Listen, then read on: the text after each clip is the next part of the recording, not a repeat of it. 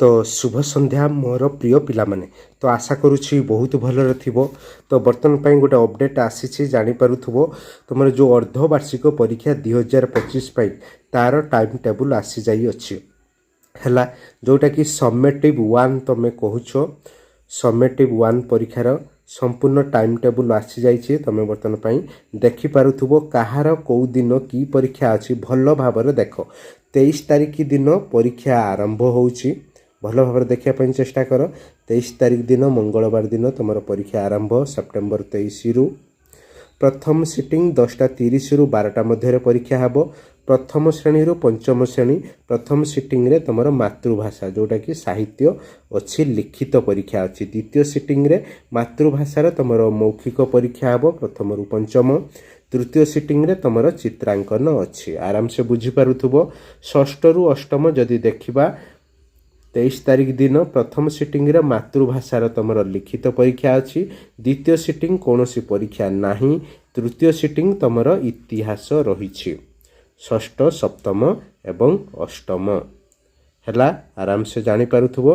तापर आमे 24 तारिख दिन को जिबा। 24 तारिख दिन बुधवार पड़ुछि। प्रथम सिटिंग देख प्रथम रु पंचम 10:30 रु 12टा मध्य परीक्षा हेब। गणितर तुम लिखित परीक्षा हेब गणितर लिखित परीक्षा हेब प्रथम रु पंचम। द्वितीय सिटिंग रे गणितर तुम मौखिक परीक्षा हेब आराम से बुझी पारुथबो।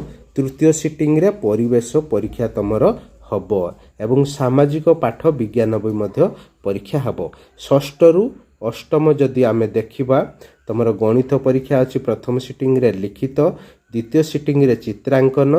तृतीय सिटिंग रे संस्कृत देख अच्छी। अष्टम श्रेणी रे हिंदी भी परीक्षा अच्छी।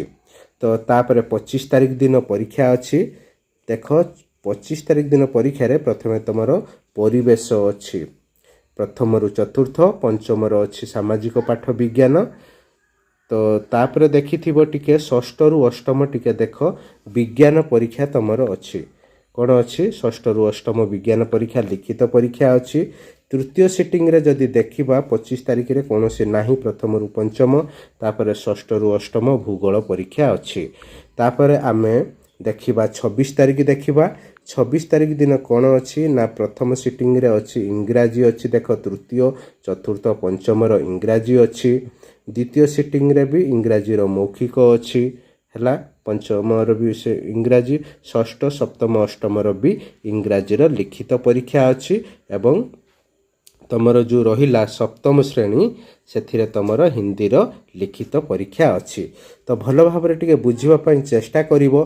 प्रथम रु जो पंचम अच्छी दिन 1:30 रु अच्छी घंटे 30 मिनिट परीक्षा हेब मात्र प्रथम रु पंचम।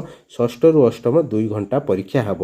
तो आशा करुछि समस्त भल भाव रे बुझी पारुथबो। सबु सांगं को शेयर करबा को जम्मा भी भूलिबनी। जदि किछि असुविधा होउछि तमे स्क्रीनशॉट नै पारिबो। तो धन्यवाद।